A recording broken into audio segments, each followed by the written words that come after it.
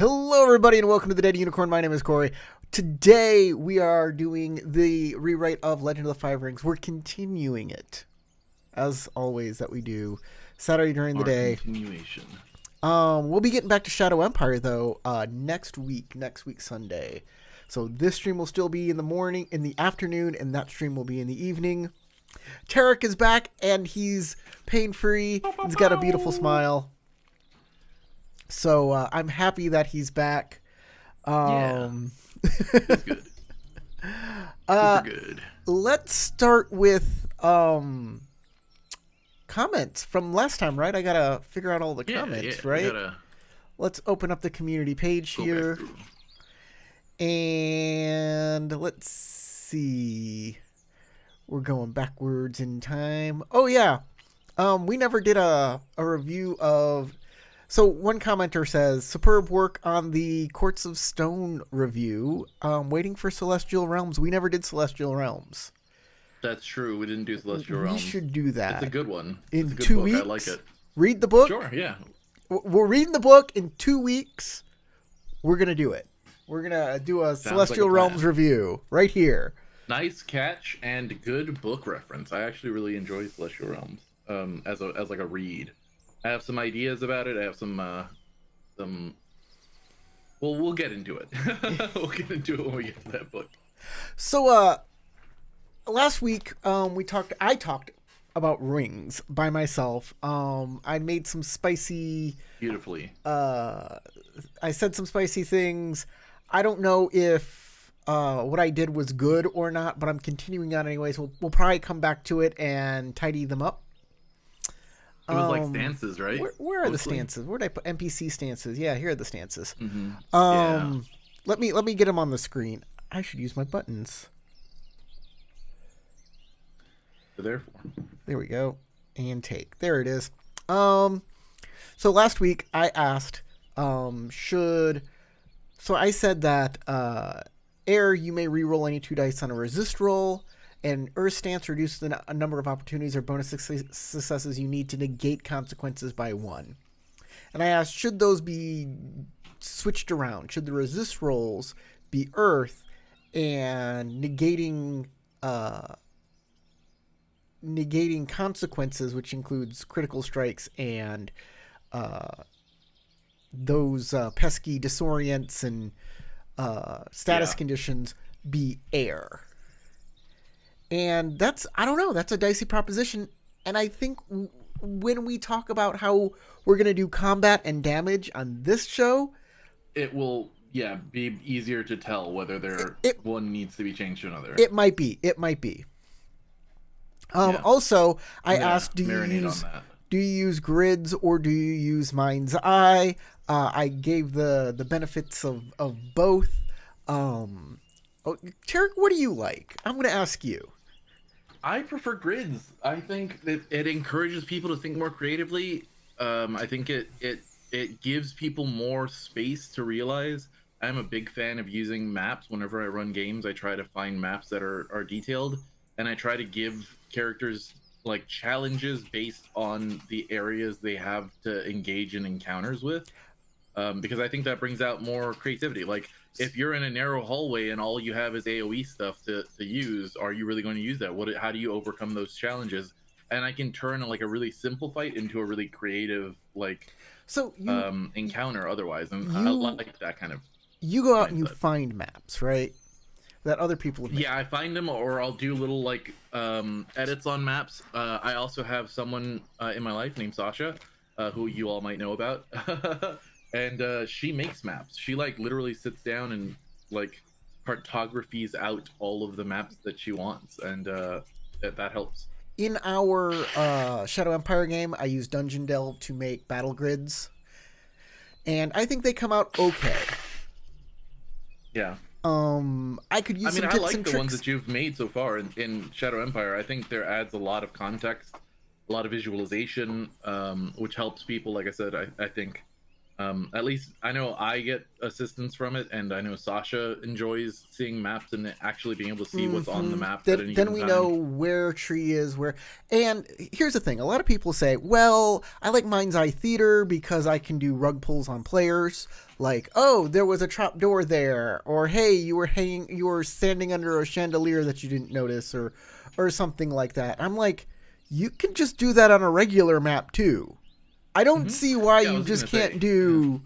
And when I say rug pulls, I don't mean like I do kind of mean that, but also some games have rug pull mechanics built in. Hmm. Usually like, hey, even Legend of the Five Rings has one called it's not called Consequences. It's called what's it called again? Dang it. Hold on. Which one are you talking Let me about? go back to the book. This version. We'll go back to the book here. And it's in like the first chapter, and you get a void point if I do like a rug pull on you. Oh yeah, Complications. complications. Complications, that's what it's called. Yep, Yeah, that's it. complications are nice. I don't like them. Really? This is why I don't. This is how I use complications in my games. This is how I use it. If there's something, if I'm running a written adventure, and there's something that I want to include that isn't part of the written adventure that targets one of the PCs, usually on their background or something, I'll give somebody a void point for the complication. Yeah. Otherwise, like a thing that's supposed to happen in my game is supposed to happen. I don't understand what a complication is other than other plot points because Yeah. everything is a complication or nothing is a complication. Like I'm writing this as I go mostly. So how do I differentiate what a complication is to what I want it to happen in the first place? So a complication in my mind is you wrote the adventure, right? So let's say another GM besides you is running your adventure, and they need to ad lib something on the spot that integrates their character, one of their characters into the story.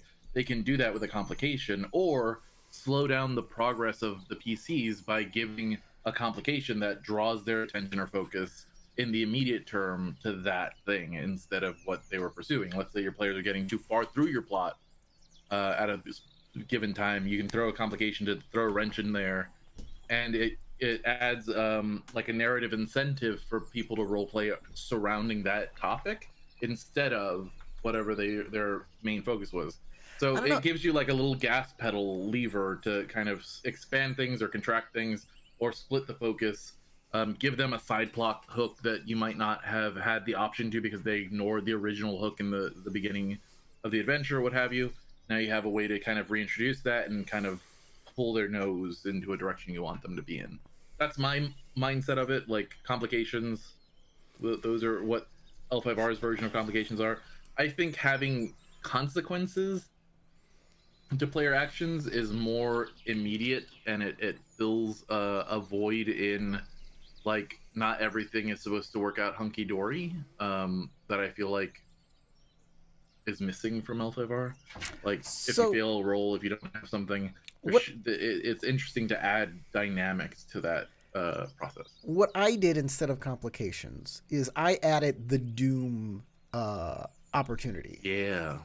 Hmm. and I made some um, I made some examples for each level of Doom you could get, and I think I based those examples uh, too much on game mechanics rather like oh you can get like a condition or you can get it's just supposed to be like a role play thing, and every time I make it kind of a role play thing I get a little bit of pushback on that. It's like well it's only supposed to be for this or it's only supposed to be like Yeah. so I kind of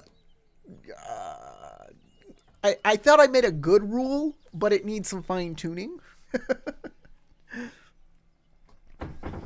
Or my dog wandered out. Yeah, I agree. It is an interesting opportunity to include.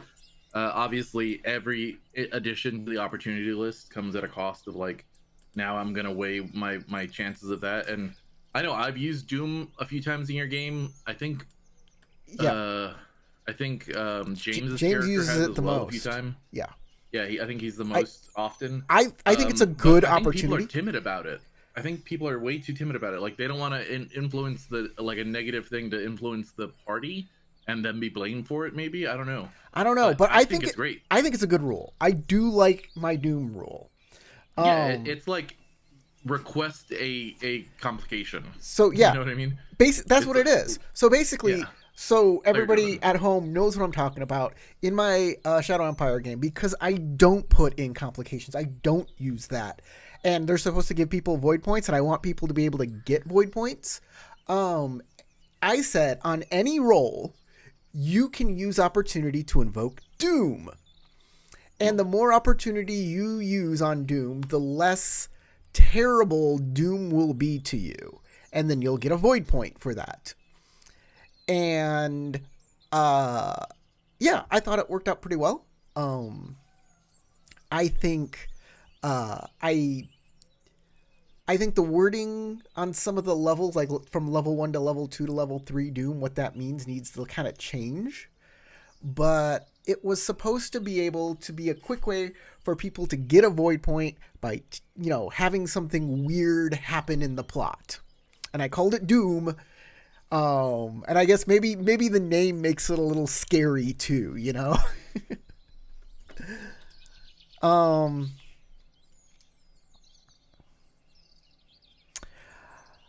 So I got some comments here from people talking to me right now. So let's go into that.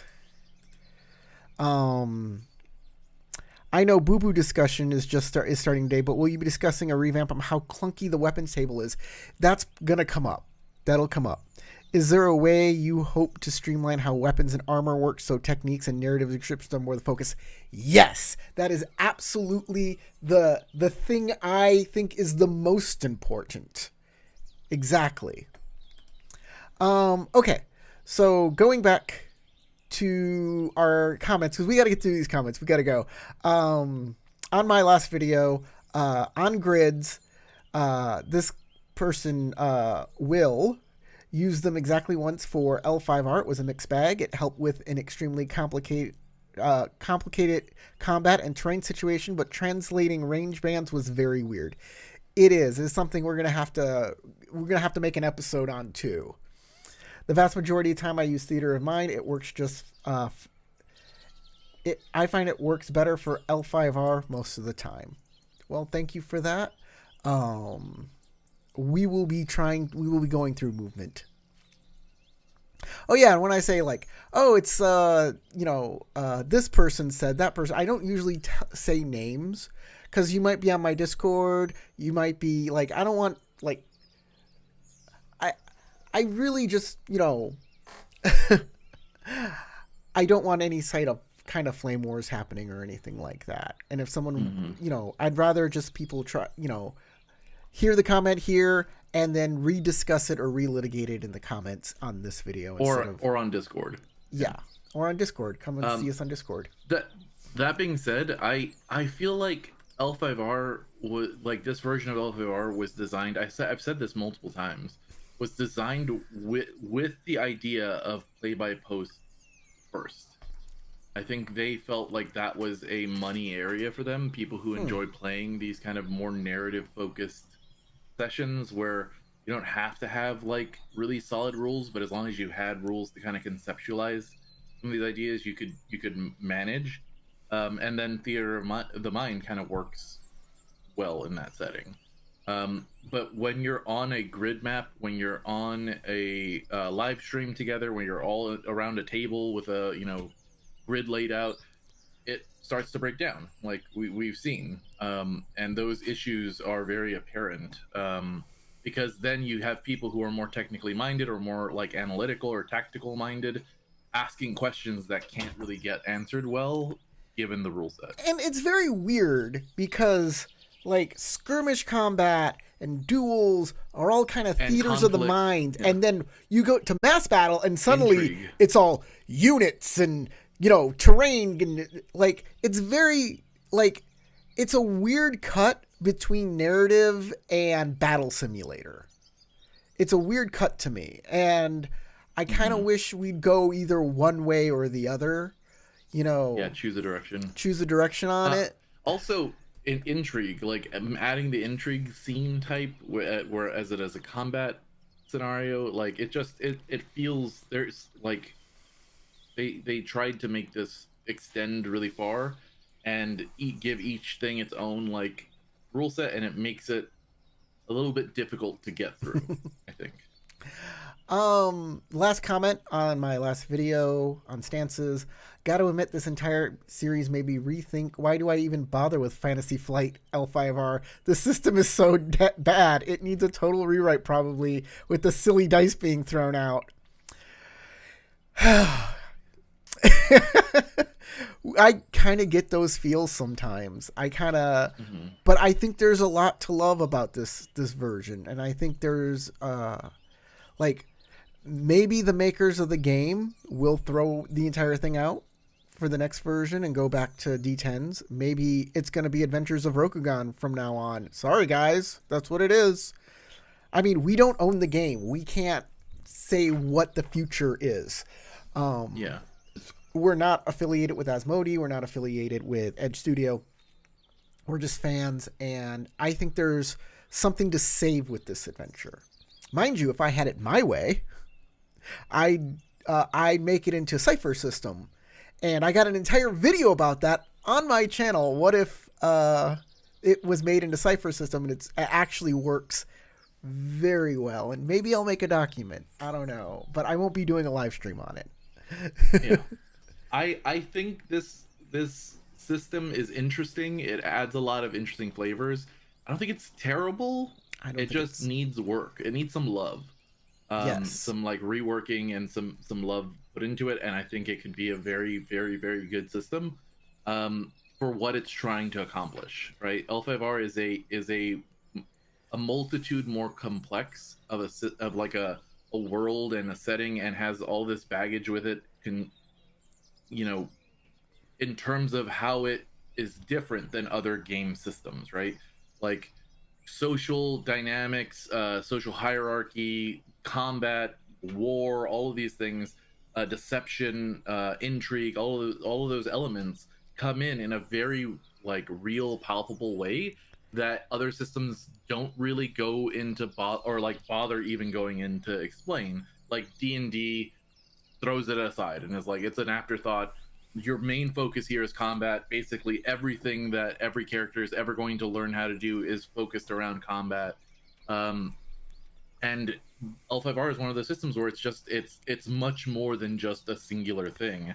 And because of that breadth of opportunities or like diversity of playstyles, you have to have rules that will account for all of that, and that's very difficult to do in a system. I'm going to ask you a question. I want chat, live chat, to chime in on this. What is your favorite edition of AEG, the old editions of L5R? What is your favorite edition, Tarek? My favorite edition. So I've played every edition of L5R. For quite some time. Yes. And I'd say I had the most enjoyment of the system, like topped out, with the 3.5 rules, like the revised third edition rules. Yes. I thought those were, while it felt very powerful, right? That was a big complaint, is everything was super powerful. All of the PCs are super powerful. I think third edition is my favorite. Yeah, I think that has value, right? Making your PCs feel important, feel heroic, feel epic. You didn't start out that way, but by the like rank 4, rank 5, you felt amazing. You were a person who could change events in L5R, like all these other heroes you read about in the stories. You felt like you were one of those people. As long as your DM was, capable of making you feel that impact, it felt like you could do that. In later editions, I feel like it just made things grayer and like everything is more samey. And now they change the dynamic completely, and I don't mind it. It feels like it is inspired in some ways by those older editions, but I just feel like they could have been better. But third edition revised, my favorite by far. There are some first edition people. There are some people who like first edition. But that said, A lot of people like third. A lot of people like fourth. And it took Yeah, I don't know a the people who couple like fourth. editions to get there. And that's why I'm Yeah, like, let's not throw out this version of the game. It's very yeah, different, so it feels like it's starting over. People call it 5th edition. I don't like that because it doesn't. It like is it 5th edition? We had Oriental Adventures, right? So maybe it's 6th edition. We yeah. don't count Oriental Adventures because that's Dungeons and Dragons rules, right? Hmm. But it is another edition. But it's a totally different rule set, so we don't count it. This is a totally different rule set. That's why I call it Fantasy Flight Edition. It makes more sense. Hmm. Yeah, everybody's chiming in. Third edition revised, third edition. Yes. Yeah, third edition was really solid. I am sad because I used to have a giant library of L5R books, basically all of the L5R books that had come out all the way through third edition. Um, but I let somebody hold on to them in a move from Austin to San Antonio, Mm, and I never got them back from that person. So they have all of my books, all of my L5R books. I had first, second, third, and fourth edition books in that collection. They're that all gone, sucks. basically. Yeah, Okay. it's sad. Rings are But fantastic. I get why people would like first edition too. I get why people would like second edition. Second edition had some really interesting stuff in it. But I feel like they were all limiting. They did that weird thing where they were like, you roll your skill, keep your ring, and you don't add them together and try to choose. Like having a bigger pool That of was dice second to edition. choose from was really good. Yeah, second edition did that. It did That the is skill weird. It and was then keep dice. okay. And if you didn't have a skill, you just rolled your ring, and it was like, so it's more valuable for me to just roll my ring than have a skill at all. It was Um, interesting. lots of chat's going nuts here. Uh, Rings are a fantastic idea. It allows two players to have the same build but have opposite approaches towards a certain skill. Yeah, back then they took rings and they split them into two attributes, and you could have like lopsided rings. It was interesting. Hmm. I think I like that idea 5e. actually. I really I think Fantasy nostalgic Flight maybe. makes the most for the setting and is interesting in play, as in the political intrigue and drama between the clans. Yeah. AEG L5R is one of my favorite games of all time. Yeah, I like it's brought me into the fandom. Oh, Hmm. oh, you meant Fantasy Flight, not AEG. Okay. Oh Um. yeah. So yeah, Fantasy Flight. Like I like this version of the game. I wouldn't be running it all the time if I didn't see good stuff in it. Um.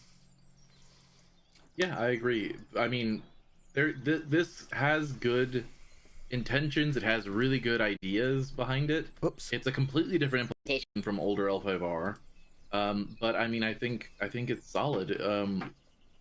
It just, Okay. like I said, it just needs love. It needs It a needs little a bit lot. more time to bake in the Okay. oven, We gotta get. We and gotta that's get it. back to the rest of this comment because he said more. This Oh, okay, I'm commenter said sorry. Go more ahead. than it. Just silly dice needs to be thrown out. So he goes on. He has an example. I had a new player get into the game and struggle. He has, and the struggle he has with the dice is not even funny. Yeah, Howard is like that too. He doesn't like it. Yeah, He rolls dice and say, "What is that? You tell me." Counting yeah. four What types did of I do? symbols, exploding crits, applying strife, negating strife, using opportunity, it takes so much time. Every single time.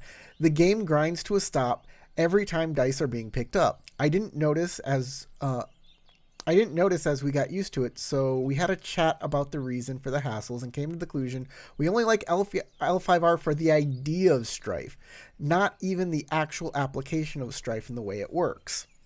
So we decided to try something new, and after a shot we just had, we will drop FFG L5R entirely for something that actually works. Honor plus Intrigue RPG reflavor and pieces of it to fit our L5R setting. Seriously, take a look at it. It looks like what we wanted. Um, Honor plus Intrigue RPG and reflavor bits of it to fit L5R. Take a look at it. It looks like what Fantasy Flight L5R wanted to be but failed to become at the rules design stage. Honor plus Intrigue RPG. I have never heard of it. I'm going to. I have heard of it. It's like a basic action games, I think. like the publisher, I believe, is Basic Action Game. Honor plus Intrigue. But Oh yeah, I always thought it was it's like adventure. a like a swashbuckly Yeah, kind of. it is a swashbuckly kind of thing. Yeah, I heard about it at Gen Con, and somebody was talking to me about it the last Gen Con I went to, and they were really into it. Well, But thanks. yeah, I mean, it's Thank you, commenter, for the suggestion. We will definitely look out for that.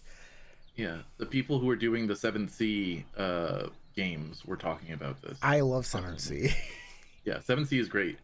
They were saying this was their favorite instead of second edition 7th Sea, and I was like, I don't know. I was arguing in favor of second edition. So 7th Sea, people who really don't good. like second edition 7C don't.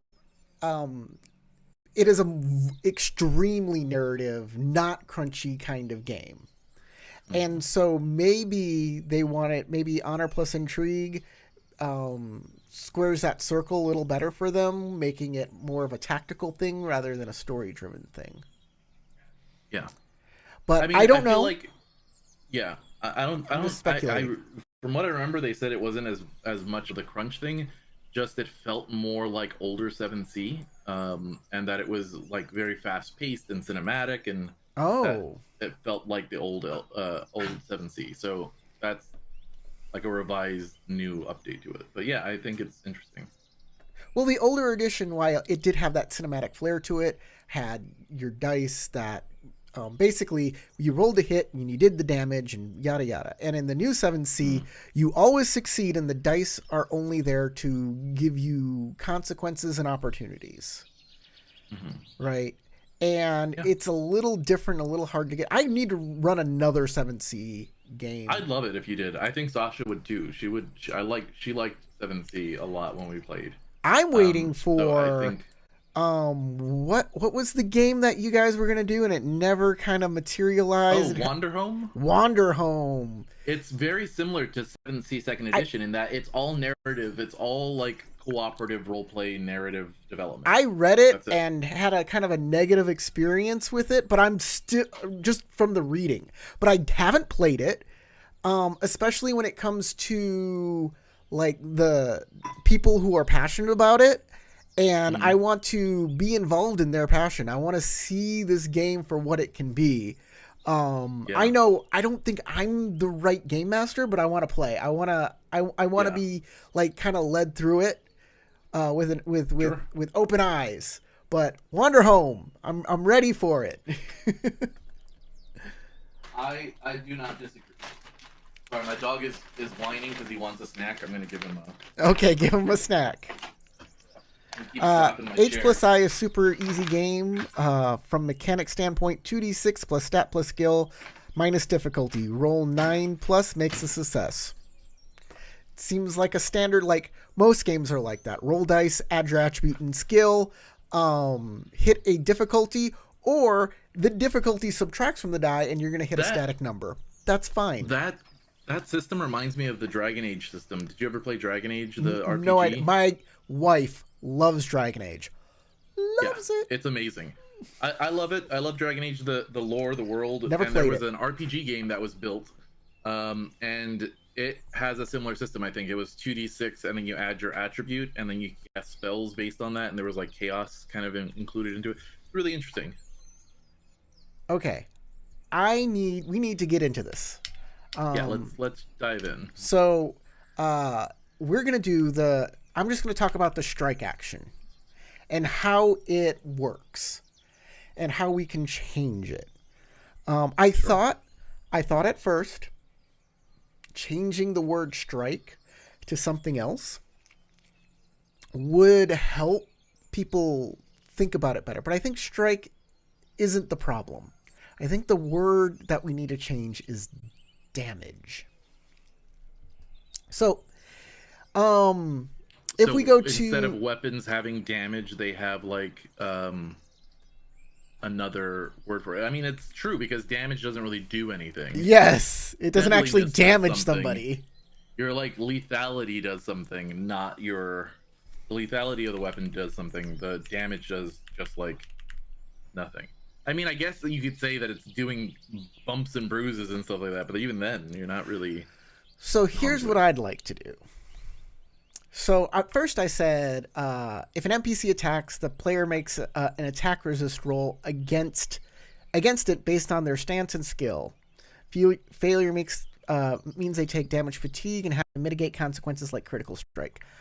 I thought, and the TN is equal to like their stat, the NPC's ring. So when you attack them, you attack their ring. I want to change all that. So in how the game goes right now, you always only have to make a TN2. How I'm going to change that is make it a TN1. TN1. To strike? To strike. It's now a TN1. When it becomes a TN1, all you're doing is basic competency. You're getting your weapon out there and making a person have to defend themselves. Mm-hmm. Right? So it doesn't feel like anybody's dodging or anything like that. Right? So, a strike is a TN1, and you do weapon damage. No. We're not making it damage. How do you do a strike through? Like this. Oh, do they not have strike through? Why wouldn't they have strike through? It doesn't look like they do.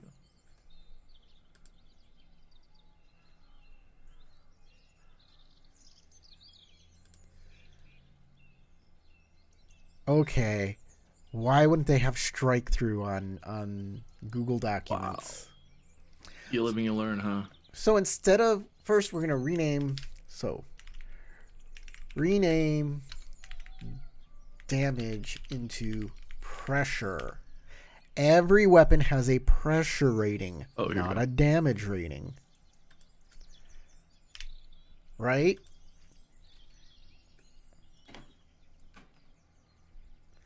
So instead of damage, it's pressure. Don't worry about it.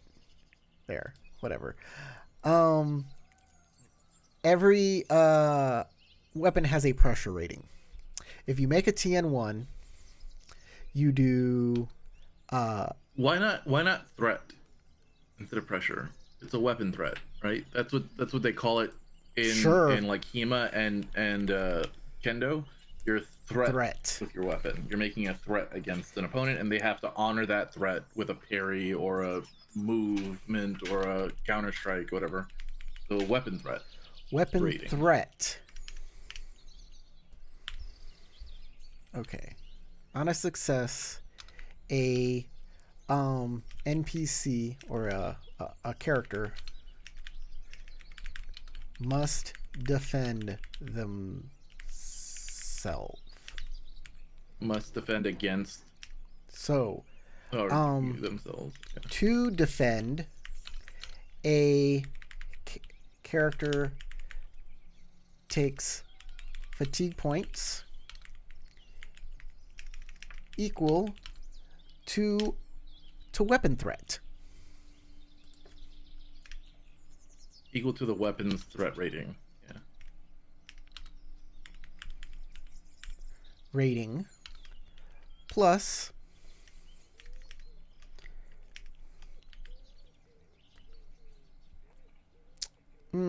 bonus successes? Plus bonus successes. I was thinking if there was going to be something else like ring associated with that. We'll see. There might be some adjustment. But I'm going to show you how this works. Because it's a TN1, right? Mm-hmm. Now we're going to talk about resistance, which is damage reduction, which is threat reduction. Armor and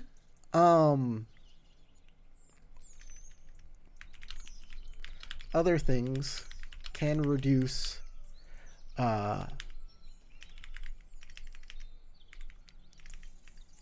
threat before you take fatigue.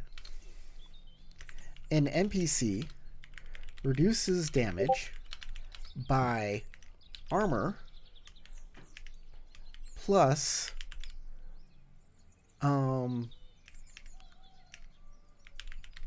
stance or ring they are on. Right?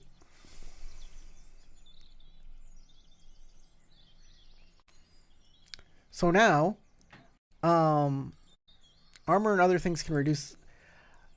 So now, an NPC, because an NPC can't defend itself, right? It can't. You're just going to make a TN1. They're going to take armor plus whatever ring they are. They're going to reduce damage. But it only takes a TN1 to do damage. To do threat. Right? Yeah. Now, on weapons, are we going to change weapon threat? So here's what I'm going to ask you. This is a weird question. Do we want weapon threat to be a static number that increases by 1 for every bonus success? Or should we have weapon threat be a number that doubles every time you do damage? For example, as in, I have a dagger. My weapon threat is 1, and and if I succeed in every bonus success, it takes 1 damage. I have a katana. It has a weapon threat of 2. Every time I slash it, you take 2 damage plus 2 damage for every bonus success. I have a very large weapon. It has a long threat. It does 3 and 3 for every bonus success. That would make conflict move a lot faster. Do you think? I think so. Because if I have a threat 3 weapon, let's say I'm like wielding a Tetsubo or something. Right. And I hit you with 2 bonus successes. Because it's only 1 to hit. That means that I'm doing 9 points of fatigue to you, right? Right. Unless you have like really good resistances. If you have really good resistances, then like it depends, I guess, on how we define resistance for like armor and stuff or magic, what that rating looks like. Because if that rating is like 4 or 5 at a baseline, then I think we keep it in scale. But if it's like 2 or 1 like it is currently, then that becomes like nothing. I want to keep this. You might be knocked out in a single hit. Okay, that makes sense. Like a dagger isn't going to do anything then. It's just not gonna compared to like a really big weapon. But a dagger isn't going to do much against somebody who's in full like plate armor, for instance. So here's the thing. Well, think about this. If we do armor, if an NPC, because an NPC can't roll, is just going to reduce all damage by armor plus stance.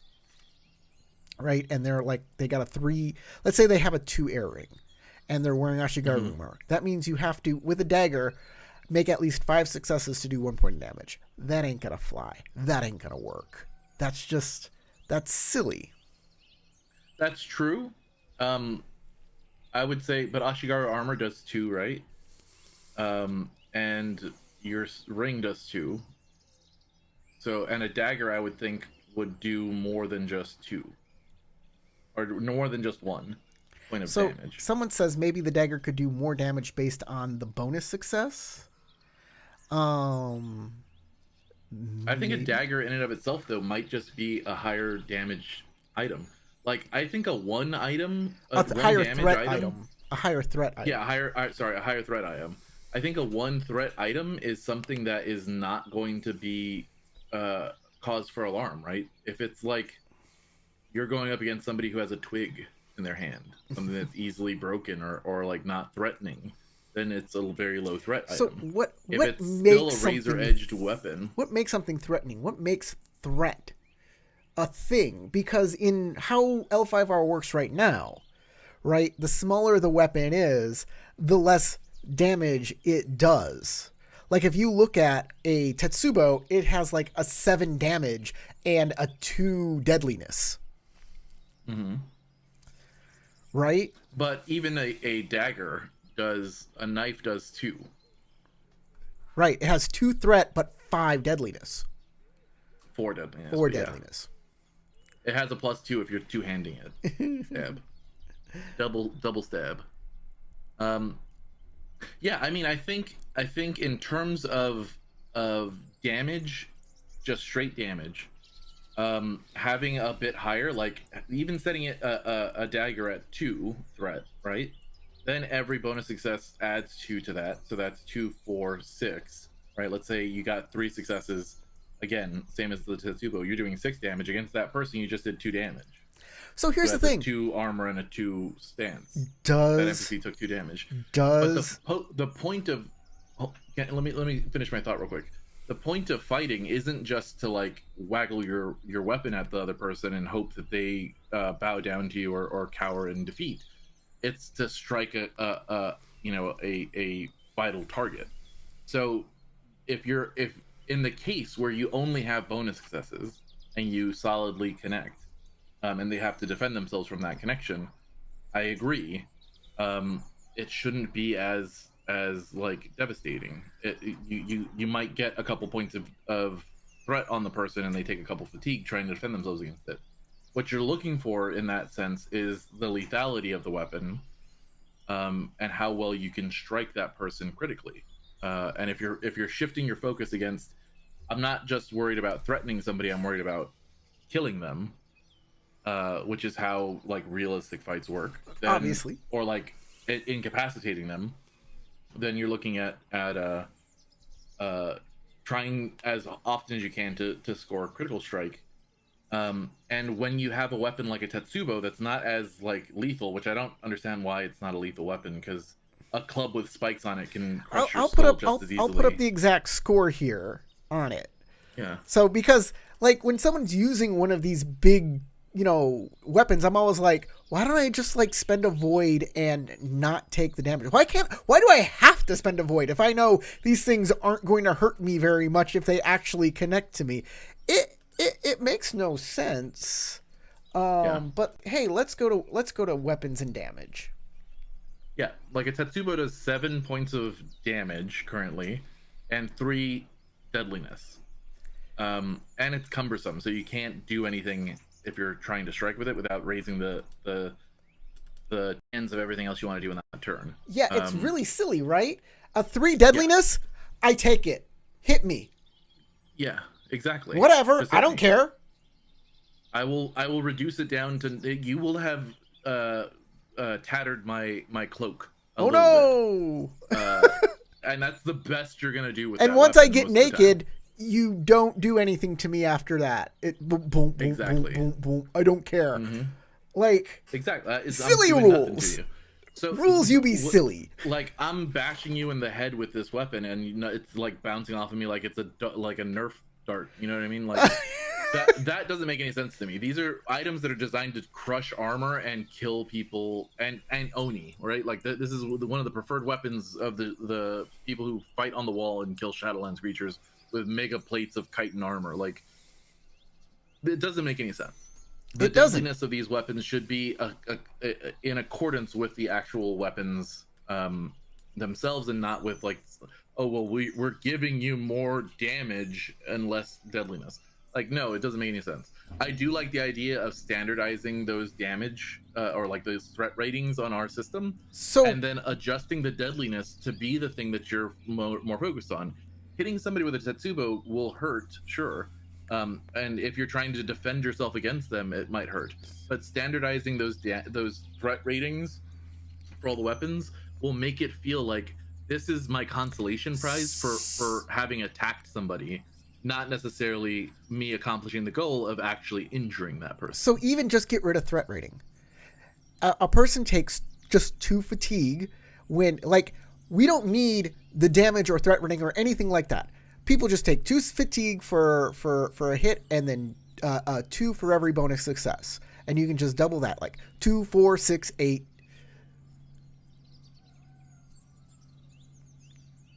I don't mind that. I feel like there's room to do a simple scale of like 1, 2, 3.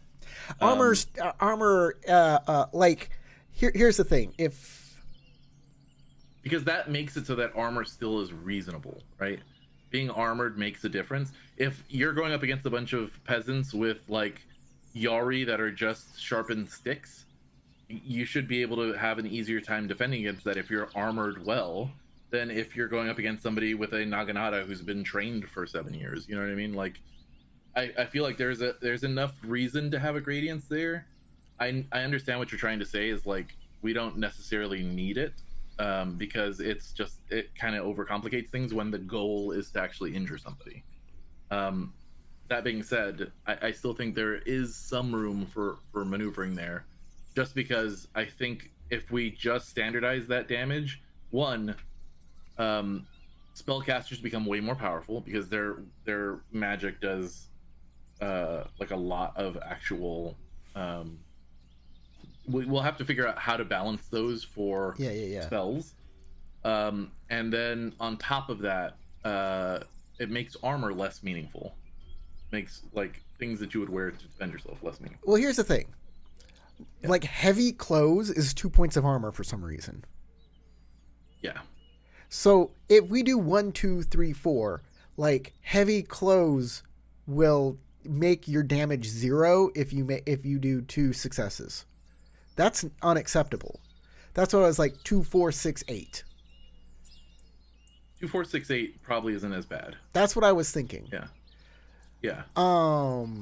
That's why I was thinking that. And I know we want to do simple, and 1, 2, 3, 4 is much simpler, but with how armor's working right now, yeah. In fact, I'd like to go through armor and like take I would just like all clothing to just be 1 or 0. Like really, I can see some argument for like not heavy clothes, but like concealed armor having it being clothes that have actual metal inside of them having a higher thing, but that could even just be 2, right? Like it goes from 1 to 2 if you're wearing concealed armor.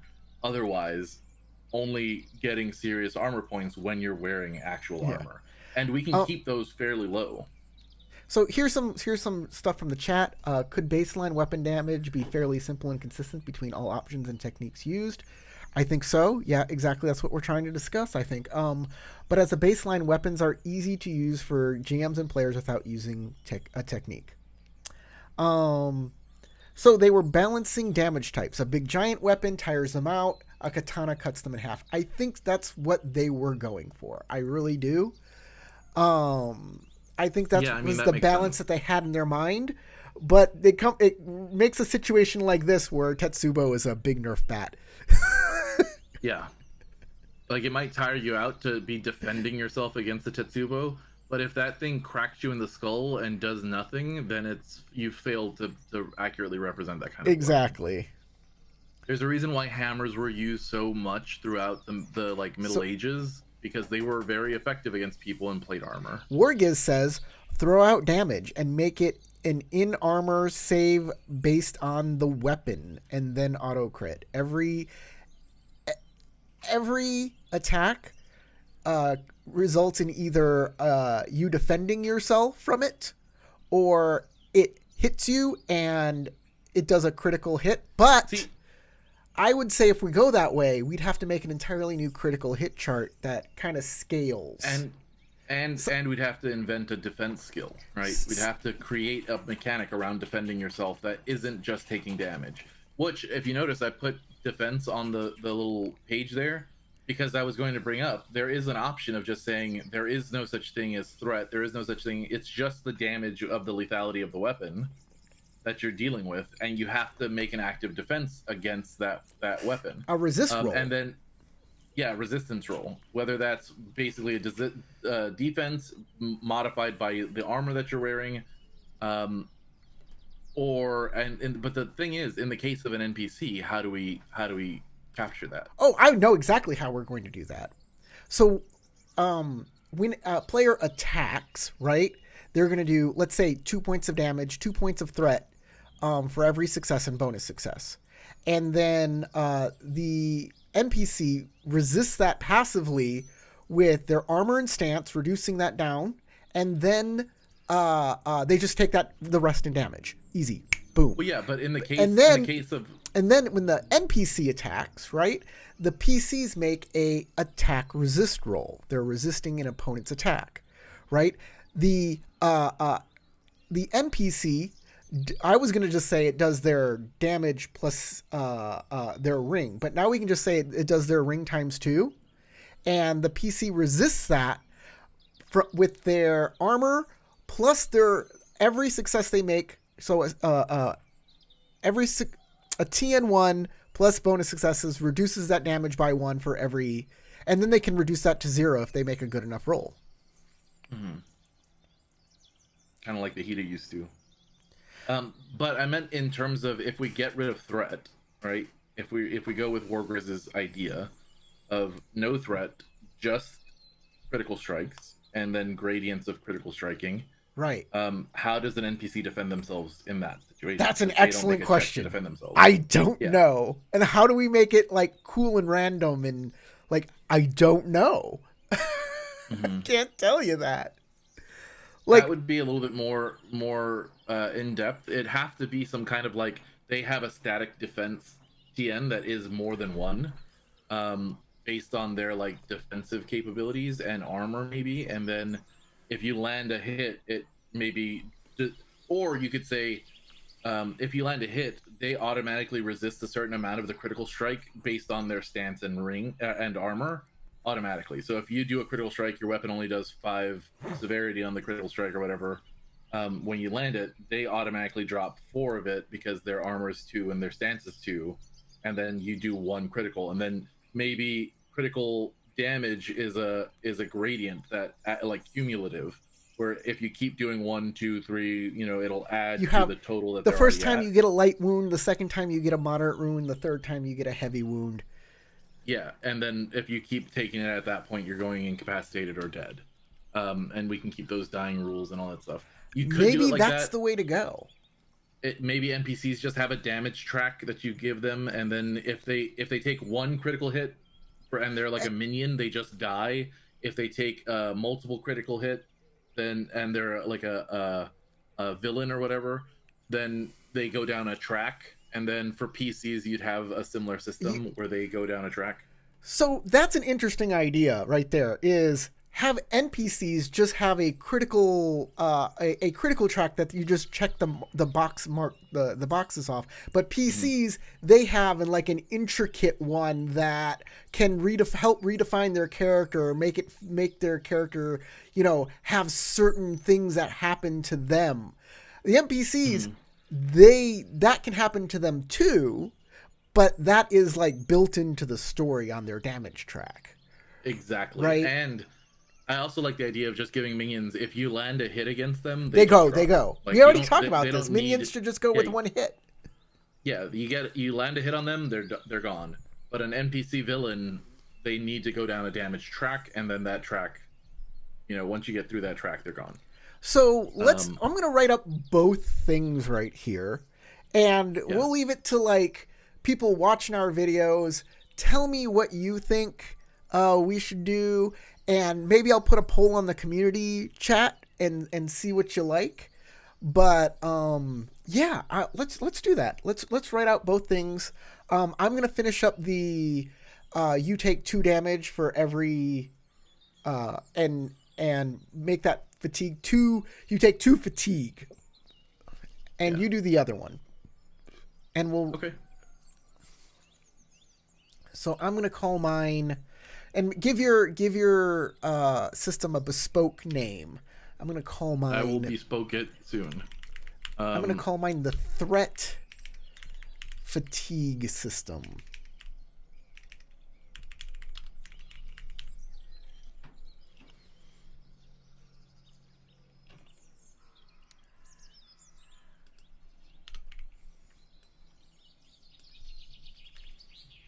Oops. And this is the part where we stop talking. Yeah. TN of the strike equal to a threshold set by, or actually we can still say TN1 on strike attempt will successfully hit an enemy NPC.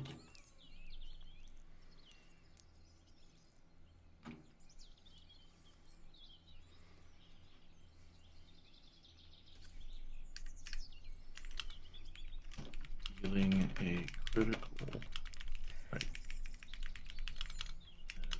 as a result with a value This is the most riveting part of the stream. equal to the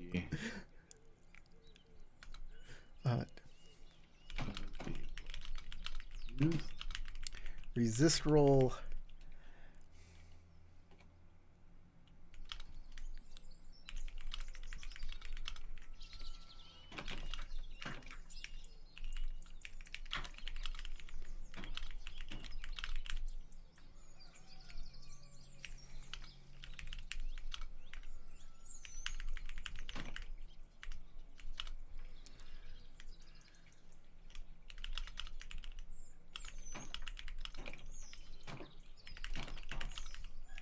Reduces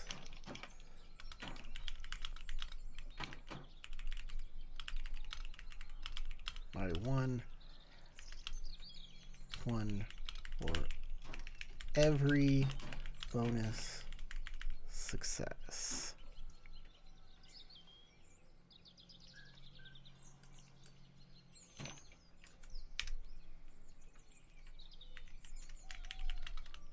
When a character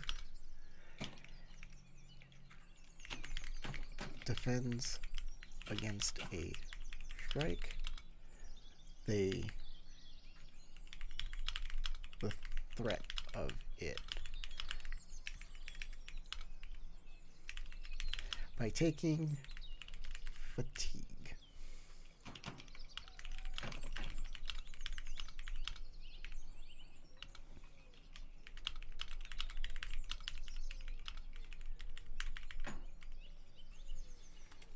Okay, something like that.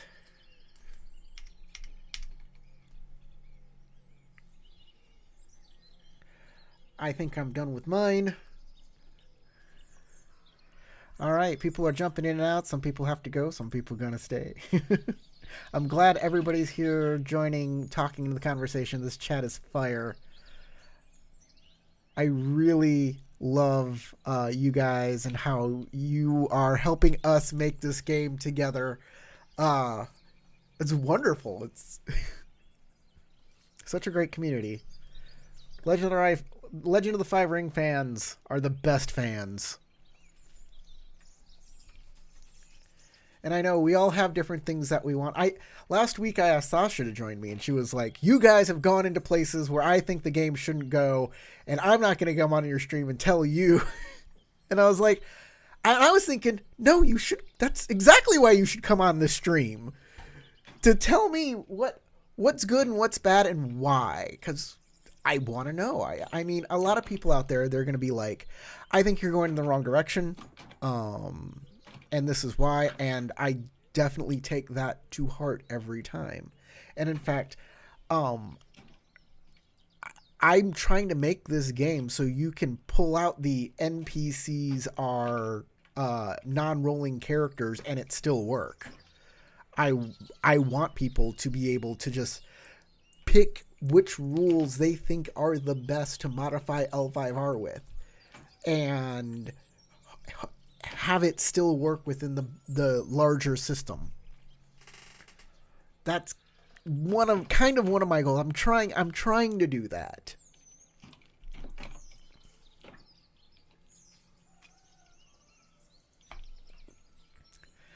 So don't throw out if you're watching this and you're like, you're way off track. Don't throw out the entire baby with the bathwater, as the proverb goes. Find things you love. Steal those. Tell me what you love, what you're stealing. Tell me, yeah. And of course, always tell me where you think we're way off base on.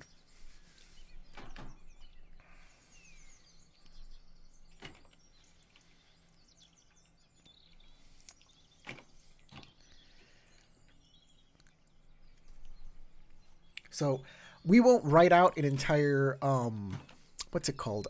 Critical hit chart here. I think we'll need to go through that and kind of talk about that at length sometime. Just the critical hit chart. Because I think that in of itself could use a little love.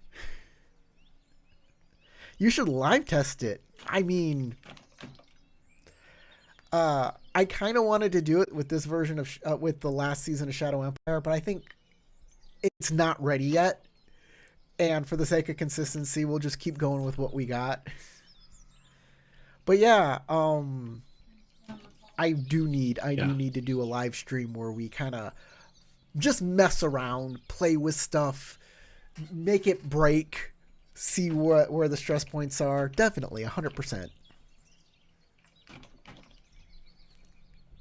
And yes, conciseness, simple. I like simple. A lot of times, and this doesn't have to be like, this is not a hard rule. It's more of a soft rule, but the more realistic you try and make a system, the more rules heavy it tends to be. And there's a balance, I think, somewhere between realism and simplicity. And when you reach that balance, you got yourself something good. But when you don't have that kind of simplicity, I want to show you something. Tarek, do you know what I'm going to go get? No, not off the top of my head. I haven't been directly listening. What's going on?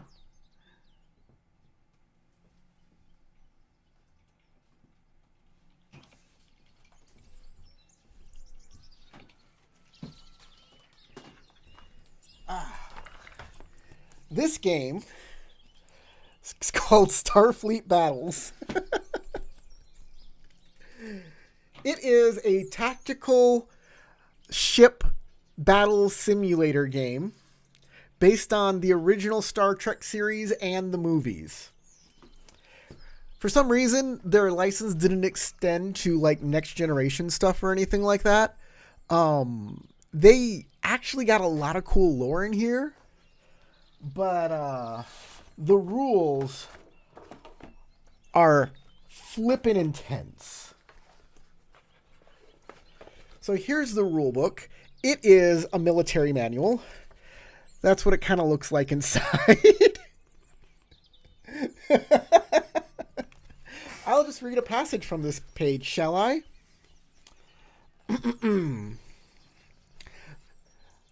Declaring self-destruct. A player may only declare self-destruct at the start of a turn after other players have completed their energy allocation forms.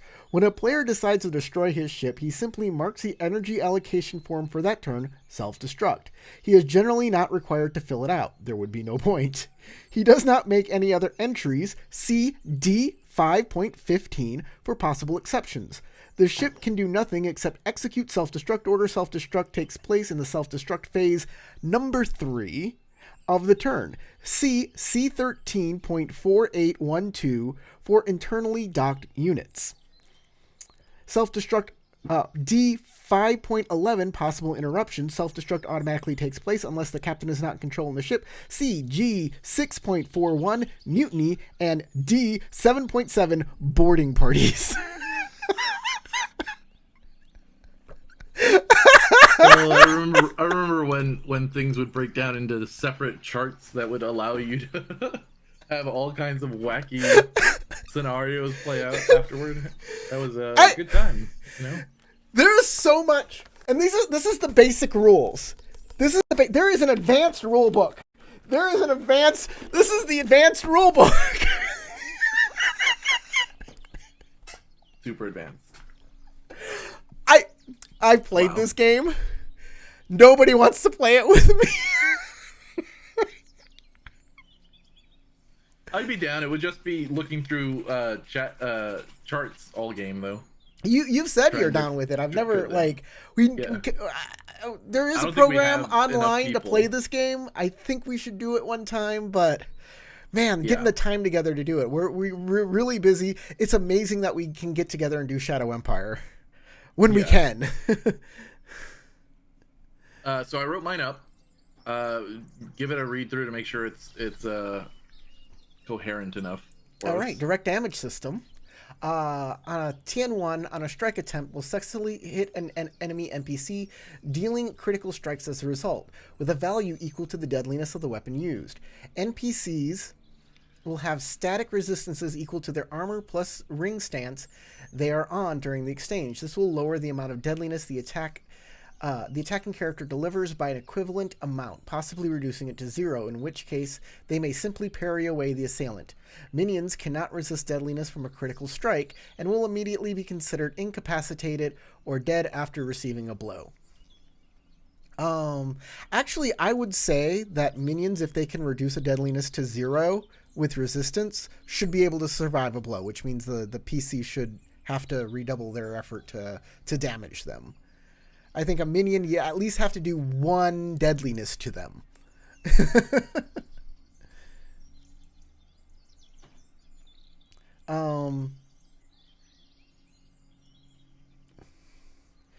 NPCs will have critical damage chart associated with them to track the level of damage they have sustained through a fight, which will cause their own penalties, which can interact with their NPC statistic box, trigger abilities, or remove abilities to trigger actions on their stat block entirely.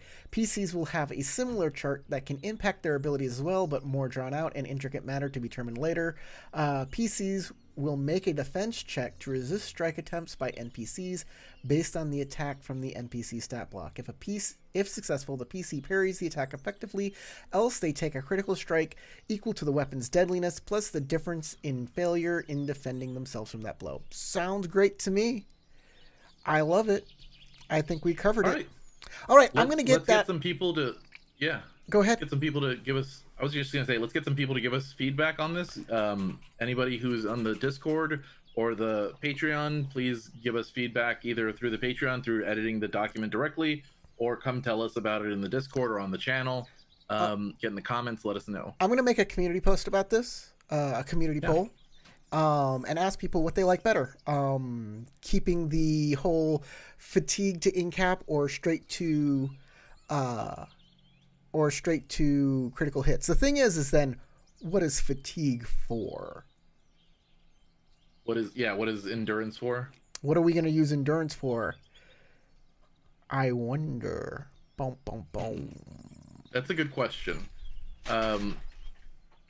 Maybe would endurance? We even need endurance at that point? I don't know. Maybe when you are attacked or do anything, it costs a certain amount of endurance, and then you get tired and you fall over.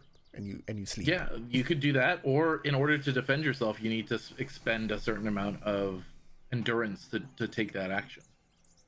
You could also say that you could also say that the PC track for critical strikes eats through your endurance before getting to the point where you actually start taking penalties.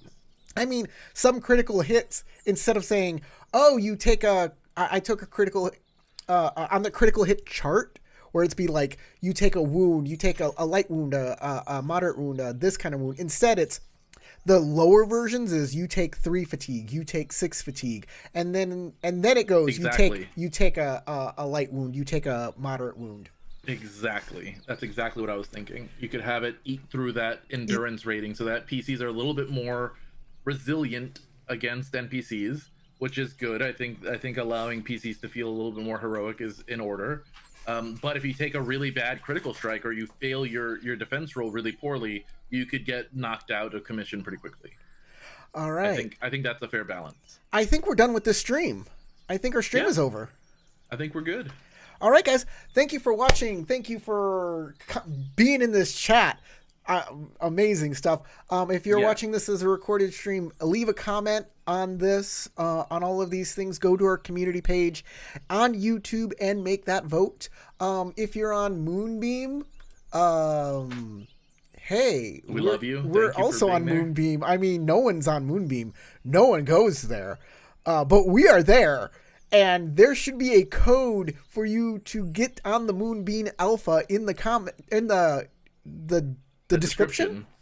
Yeah, if you want to go check out Moonbeam and all of the RPG stuff, it is an tabletop RPG streaming channel. Yeah, like Twitch. So is the link to the Discord. If you want to join us and reach out, let us know what you're doing. Let us know if you like what we're doing.